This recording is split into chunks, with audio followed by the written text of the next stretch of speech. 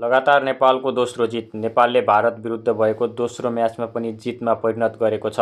आज भएको नेपाल र भारत बीचको खेलमा नेपालका तर्फबाट साम्बा, प्रीति र अन्जिलाले खेलेका थिएनन्, तर पनि नेपालले भारतलाई सोझो सेटमा पराजित गरेको छ। नेपाल पुरुष टिमले नेपालीलाई निराश बनाए पनि महिला खेलाडीले भने फुटबलप्रतिको माया क्रेज बनाइराखेका छन्।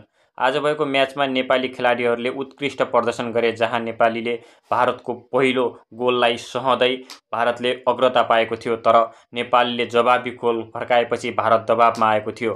90 मिनेटको खेलमा नेपाल र भारत दुवैको अङ्क 1-1 समान रह्यो।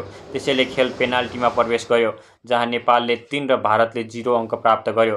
पेनाल्टीमा नेपालको तर्फबाट गोलकिपर अञ्जना राणाको उत्कृष्ट प्रदर्शन रहन गयो।